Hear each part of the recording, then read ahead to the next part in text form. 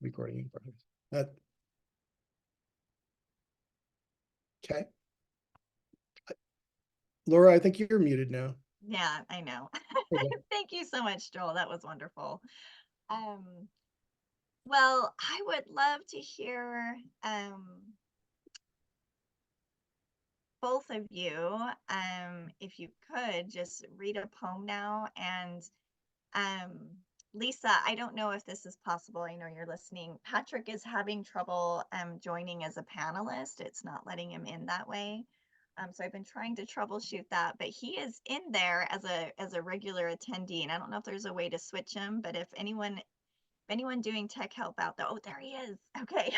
Hey, Hello, can you hear me? Yeah, Hey, we can Patrick. hear you. Awesome. Is there a way to activate video or anything? I Oh, think you would have to do it on your end. Is yours not letting you? yeah, it's not showing Because you're not in as a panelist, I don't know that I can. I'm sorry. okay. It's okay. Lisa, I think you may have sent the panelist invite to an email without the dot after Pat. So Oh, I just replied to you. So just okay. I'm gonna resend that, and if that works, then you can come back in as a Cool. panelist. All right. Sorry, everyone. That's okay. Patrick, would you, why we have your voice here, could you just introduce your relationship with the lake and why you started writing about it? Yeah, absolutely. Thank you. So I was born and raised in Syracuse, Utah. If you don't know where it is, it's the last town you drive through before the road turns into a swamp and you end up on Antelope Island. So I spent a large chunk of my childhood out on the island, just sort of in awe of the wildlife out there and the landscape, and um, quickly saw the landscape around me in my neighborhood change as the Wasatch Front developed westward. And yeah, I think of the Great Salt Lake as much like a sibling, sort of. It was as involved in my life as a family member was. So I spent a lot of time out there, and it just ended up becoming a huge part of the stuff that I was writing about.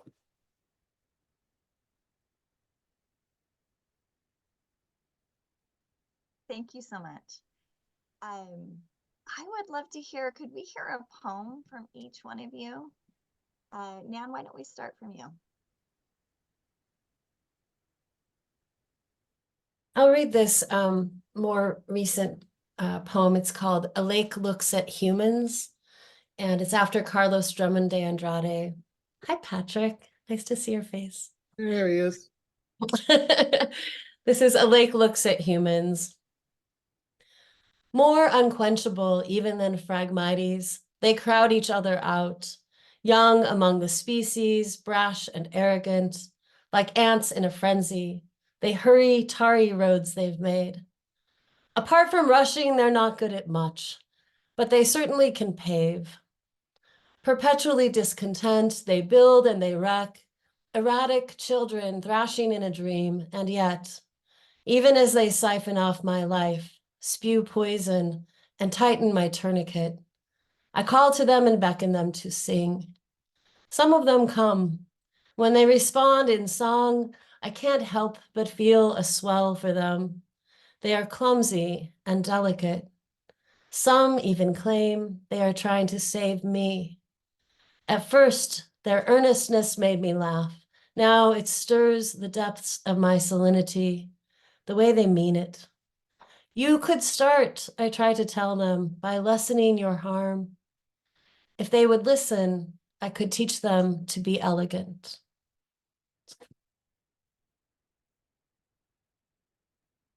Ah, that was so beautiful. Thank you so much. Joel, would you like to read us a poem?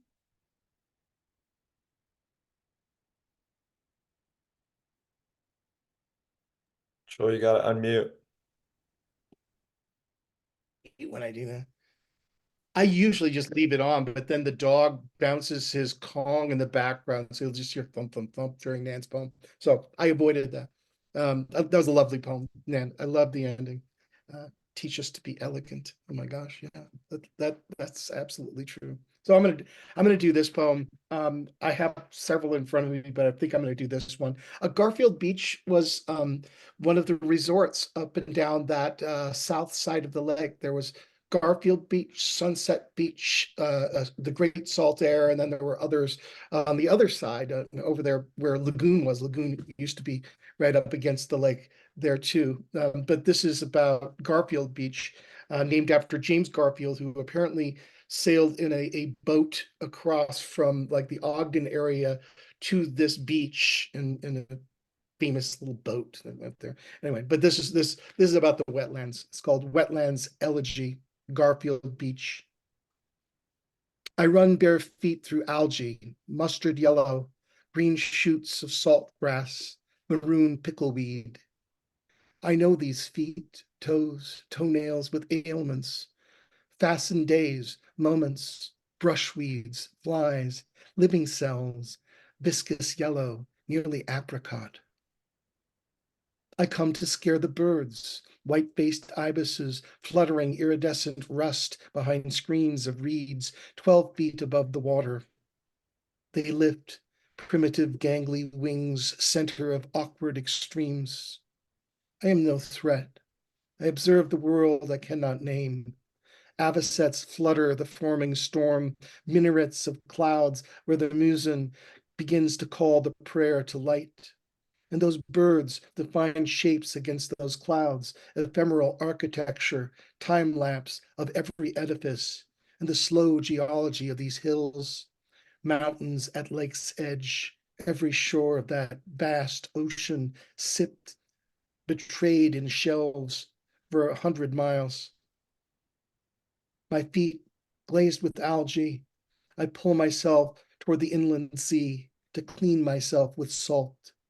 My skin scoured at its edges, cleaned, vision of salt scouring the interior until all I am is gleam, gulls floating slivers of memory and call.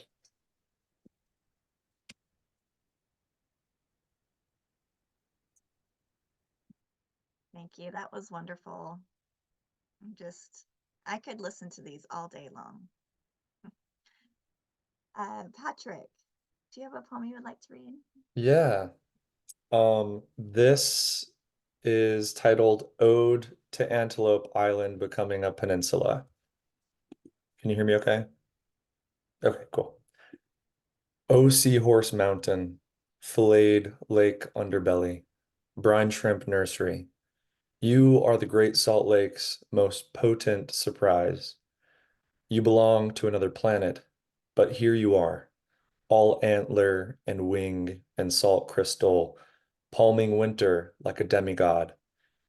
They call you a wildlife preserve, a sanctuary for Western legends, the pronghorn, stoic bison, hobbling porcupine, the sharp and cursive meadowlark. When I was a teenager who wanted to become dirt, I found reasons to preserve my animal body along your trails. The cottontail rabbits who trust too much at sunset, the gulls who take me to the ocean when I shut my eyes, the gold grass at the end of a storm's tongue, the gory neon sky. When lightning licks the crooks of you, I mourn. I call my mom. We both talk about you like our favorite neighbor, want to bring you a casserole when the wildfire ends, want to make a little sacrifice to the God of tomorrow for you. When someone you love is dying, you stay with them. So here I am, just like you were, melting snow in my cupped hands, carrying it to your parched mouth, trying to reciprocate the act of sanctuary. And that line, when someone you love is dying, you stay with them, actually came from Nan's vigil of the Great Salt Lake. It was kind of the whole premise of it was going out there and being with uh, the Great Salt Lake. So that totally inspired the poem. So thank you, Nan, it's an honor to be here with you.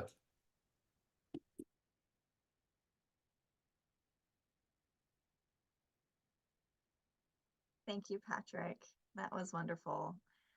I want to ask, after hearing those, I guess I would like to ask the panelists, like, what do you see your writing that is with or to or for the Great Salt Lake? What do you see it doing out in the world? Or I guess we all know that the lake is in peril, and maybe that's partly why I'm asking that, is like, what is the hope that poetry can do for the lake? But you can answer that in any kind of sphere that you want to. Okay, Nan's gonna go. I loved hearing those poems so much because they almost speak for themselves, but I'll say what I think they're doing is they're testaments of intimacy and relationship. And so when we get to hear reports of this intimacy and the details are specific, even if we've never been there, we just get to go there, right? Like like it turns on our own curiosity at least, and probably empathy and probably love. And so there's a quote I love from the poet Robin Morgan, and I just think this is the math, right? Robin Morgan said, "Hate generalizes, love specifies." And that means so much to me as just a human, not even as a poet. It means I can do something about hate any given day. I can bring my specific witness. I didn't know what an avocet was until I read Terry Tempest Williams' book Refuge. And I was a way grown up bird lover, but I'd never been there to see, right? And so I remember reading the word avocet and the description in the book, and then wanting to know, like wanting to go, being lit up by that. And so I just think this is the mechanism, right? It's art, and poetry has specific power to turn people's faces and hearts towards the lake, to ignite our curiosity, to turn our hearts and faces as a people towards the lake, and we will save what we love. If we don't love it, we won't save it. So it's just it's a vehicle and it's an essential mechanism, I think, this poetry. I love that so much, that we will save what we love. Thank you. Yeah, I think the word witness is important there. Whitman famously said, by writing in the instant, the very heartbeat of life is caught. And I think we're trying to capture the heartbeat at the lake with our poetry. It's in a lot of ways, like there's this intersection of like eco-poetics, so poetry about ecology and places, happening alongside documentary poetics, which is the act of writing about what's happening and sort of more activated and activism poetry happening for the lake. And it's like, I want all of us to write everything that we can about the Great Salt Lake. Like, I don't want us to miss a single thing. And I think that we're all trying to witness and capture and engrave what we know is magical about it into everything we can. And I think that's what poetry is doing, is, giving that great yop into the ether about just like how much we love it and are bound to preserve it. Well, geez, Patrick, now I'm thoroughly distracted by the yop, because God knows I love a barbaric yop. But Give I us have done such things at the Great Salt Lake many, many different times. And sometimes in moments of absolute pleasure and joy, but and in despair too. And I guess that's one of the things that the lake does for us in terms of poetry. It is a place of absolute beauty, but it's a place of despair too, and not even just because of the crisis of the water, but it's so intertwined with life, beautiful life. Those owls that have been born out at the island, that I get to see these baby beautiful owls that are coming in, and the grebes that will be born, and I guess there are curlews out there, little tiny little curlews running around the island right now. I love that. And then at the same time, I've been to the lake, like at Lee's Creek, where I've seen thousands of dead grebes on the shoreline. And there's something so vital about that experience. And one can look at the beauty, and I look at the beauty, and I love the beauty, but that is always intertwined, I think, also with just the living quality of what the lake is. And it brings us to that. It exposes both aspects of it. And I think that's important. I think it's important to write about it. I suppose that makes sense that I read an elegy because of that. There is that sense of it's just we feel mortal, I think, in a really good way, right? That mortal in the sense that we just feel it with our nerves, that we are mortal in the midst of that place, both beautiful, sometimes terrifying, sometimes harsh, sometimes bug-ridden, all sorts of different things. And I totally agree, Patrick. We have to describe all of that and look at all of that. I think it's absolutely vital. And if I go back to Nan, it's like, yeah, we've got to be able to love this thing. And I want more people to love it. And one might hope that people who read a poem, maybe they will go out there. I think all of us probably can say that Terry Tempest Williams' book was a touchstone for us to go to the lake. It certainly was for me. That book did it for us. Maybe a poem will do it for somebody else. I hope so. That's amazing. I I really appreciate what you said about like being aware of our mortality. I think that that's important. I think it brings a lot of things into focus. We don't always. I remember a time in my life where I felt immortal. I don't anymore, but I like how getting close to the lake and the earth reminds us of that. I've been thinking quite a bit about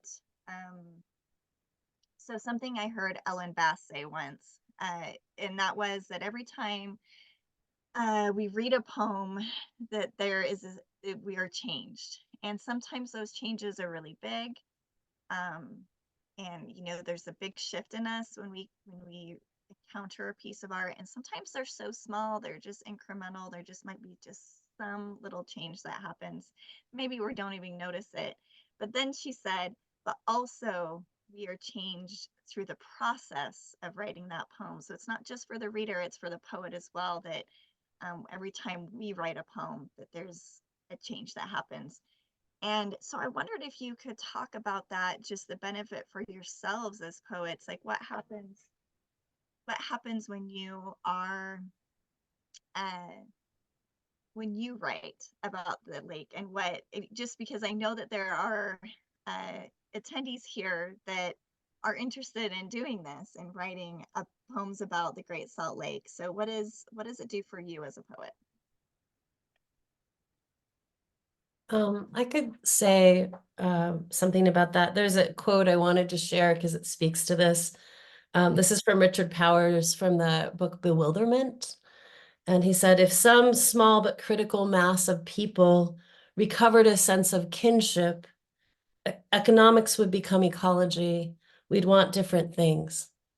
And for me, like I think the great gift of this time of really dedicating my attention to the lake has been recovering a sense of kinship with the maker of this world and the shaper of this landscape. And so now I see, like, my eyes are different, I think, because of this kind of long conversation with the lake. If I look out, I see a wave-made world.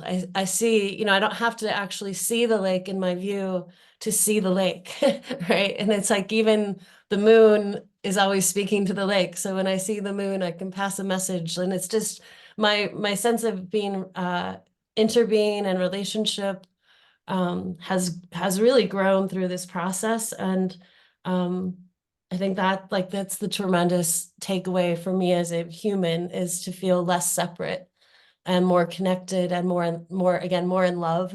It's fun to be in love and to be able to look in any direction and feel into that relationship is, I think, the great gift.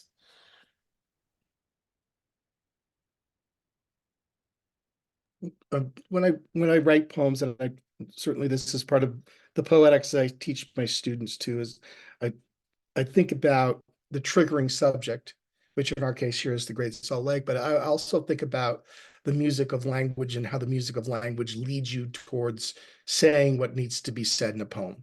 And part of that is this sort of abandon to the sounds of words and the sounds and rhythms of words and the images that will come into your head. And for me, the process of writing a good poem most of the time is that allowance to start with something and let the gravity sort of lead you to say what needs to be said. The Great Salt Lake is an amazing trigger for such things, and the language will fill up so easily because of the experiences that I've had. And I think that when I get to the process of revision, it's sort of about revisiting in my mind the very distinct memory, the sensations that I have at the Great Salt Lake, and whatever has shown up in the process of that discovery and the excitement and what I would say, the exhilaration of sound moving language forward. I come back to it and I want to say, I also want the focus of the poem, the clarity of that experience to come through the language that I have there. And that's going to happen line to line, word for word, syllable to syllable. And when a poem really works, it's like it's all that focus, and it comes through and it just rings. And there's something about that is part of the experience of the lake as well as the experience of language.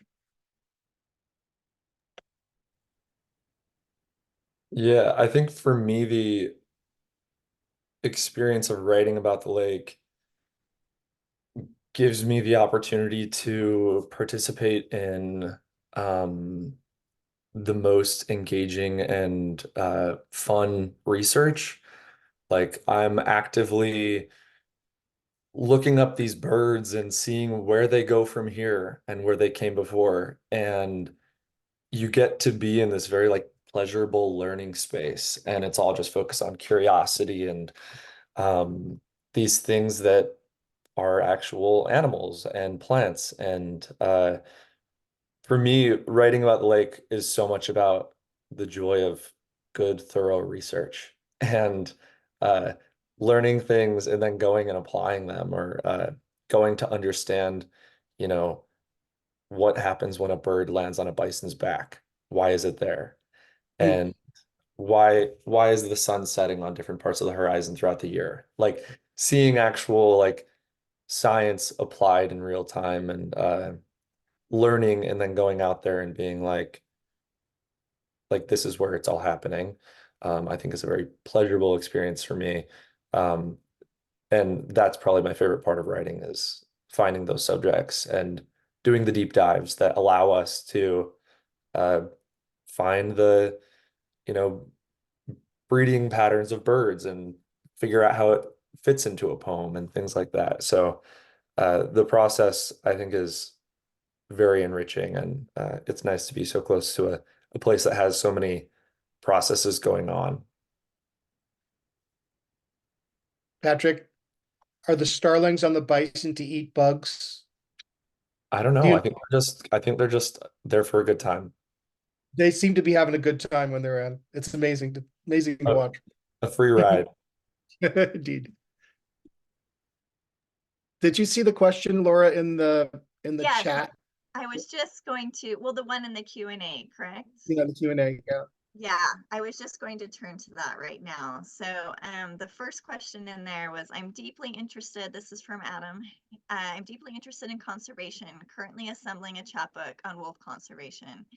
Any tips on avoiding sounding didactic or dogmatic in activist poetry?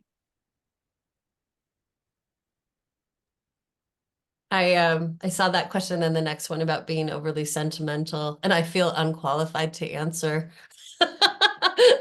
I think I could be accused, I'm often working to take the lake's perspective, and what I want to admit is that you are on a line that risks sentimentality, certainly. And I, as a poet, have chosen to err in favor of what I would call kinship, relationship, intervene. And so probably I cross that line. And I'm probably not the person to ask. So I'm going to give it over to my colleagues. I have some answers, I guess. When I was in grad school, I was lucky enough to have Evan Boland as a teacher for a while. And she had a really good description of sentimentality. And I think it probably goes with didactic as well. And that is the importation of emotion to the subject by bringing something in that is not necessarily there, or inflating it to the extent that it becomes inauthentic. So there's a difference between sentiment and sentimentality. Those who know me know that I'm an emotional guy. I weep at graduation every year for 35 years. But there is something about the authenticity of emotion that I think has to be in poems, particularly poems about the Great Salt Lake. So it is sometimes towing the line, but I want to err towards description. There's another line that stands out in my mind by the poet Bruce Wagle. It's a really sort of dreadful poem that I'm not going to tell you the rest of the content, but the line is so great. It's if you say it clearly, it will be beautiful. That's the line. If you say it clearly, it will be beautiful. And I think in avoiding this sentimentality, if you describe the thing authentically, if you describe it clearly, then it will be beautiful and it will have the sentiment without the sentimentality. The clarity, I think, is what leads you away from the didactic and the sentimentality. If you describe it clearly, it would be powerful too. If the reader experiences that thing with clarity, they're going to be moved, I think, by it. So that's probably enough for me. But Yeah, I think my answer on this would be so one of my like writing mentors, Joy Sullivan, she in some of her workshops has talked about like the way that we're talking in poetry. Like I think especially when it comes to these causes like that we're writing activist pieces about, we want to, shout and, like actively direct a lot of energy towards who we want to hear us. But it can almost be more powerful to like figure out how instead of shouting, we can whisper the same thing. And I think that a lot of folks are more open to being moved when the invitation comes through, a whisper or like a soft conversation than a hard shout. So I think honestly, it's really nice to figure out how to do that in revision. Like the first go through, I'll write with all the verve and cliche that I need to, and then revisit with, okay, how can I soften this? How can I make this uh, communicate what I'm still saying while not actually alienating my reader and uh, juicing too much of my heart into the poem, um, and softening it a bit.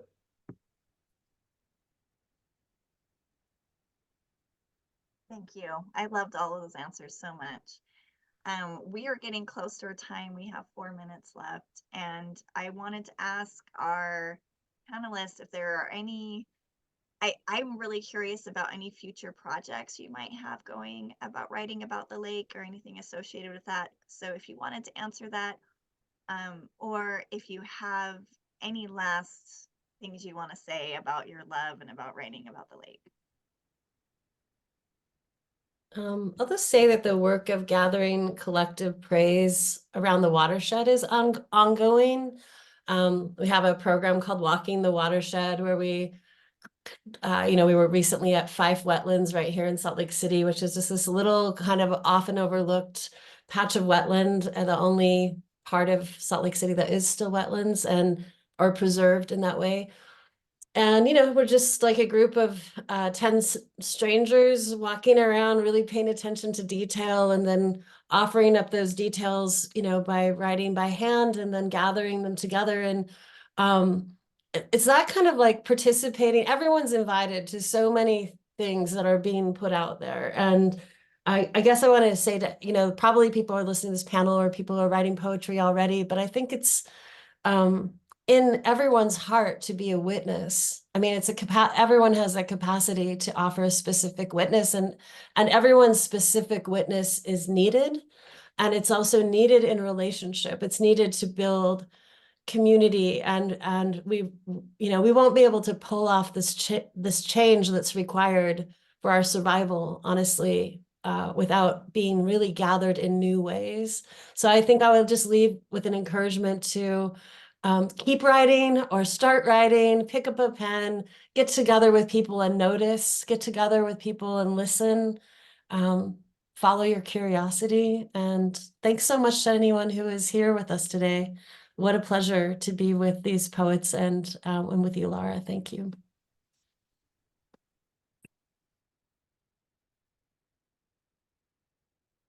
I'll second that. Absolutely. I love being with you guys. So good to see your faces, and hopefully I'll see your faces in person very soon. Projects. I've been writing a bunch of prose pieces, and I have a sort of prose manuscript that I'm working on. One of the essays I get to read at the Alta Club this week, and I'm excited about that. It's an essay. Actually, I read with you, Nan, when we read at City Art last, the one about the Great Salt Air, which, I mean, that's interesting in terms of the elegy that we talked about earlier, thinking about time, because the lake, one of the things the lake does for us too is shows us time and all the different levels of time. We look around the valley and see, all the shorelines, and think about time in that way, and then we see the shoreline itself moving around and changing every time we're there. And I love time. And then you think about all those bathers out there at the Great Salt Air back there in 1890, or the turn of the last century. And I love that stuff. I love thinking about time and thinking about the ghosts that are out there when you're wandering around the old posts of the Great Salt Air. So yeah, I'm continuing to work on essays, and thinking about some essays that are a little more activist, like my brine fly essay. Yes, an entire 7 pages on brine flies, and I completely enjoyed writing that. That was the research stuff that Patrick talked about. A deep dive into brine flies. Oh, I dug it. It was so much fun. And I'm sure that all 4 of us feel this way. It's research every time we go to the lake. I might have to go tomorrow. That's it. That's awesome, Joel. I'll be excited to hear those pieces. And yeah, for me, some projects I'm working on. I just compiled my latest manuscript, which has a lot of the lake facing, river facing poems that I've written. So it's more about queerness in the West, and water is always braided into that. So sent that off to a friend. Hopefully I'll find a home for that manuscript the next year or so.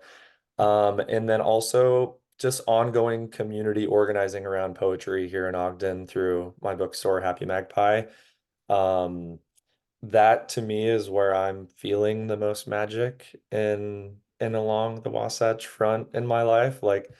I am obsessed with these poets who come together and write. And this is an open invitation to anyone here to come to Happy Magpie and be a part of our writing group. It's on Tuesdays at 6 p.m.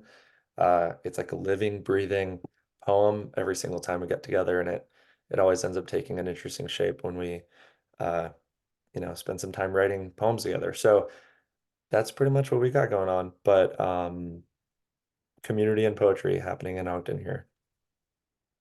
Good.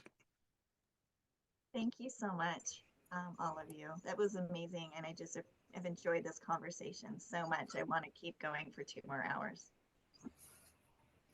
Thank you. I'm going to jump in and say thank you to Laura for moderating, and to Nan, Patrick, and Joel for being here with us this morning. I too have enjoyed this conversation so much, and thank you very much, all of you who showed up. I love the idea of forming community and kinship around the lake. What a beautiful, beautiful place to spend your time and invest your energy. Please stay tuned for our next panel, which is the pathos of persona. And thank you again. Bye-bye. Thanks all. Thank you.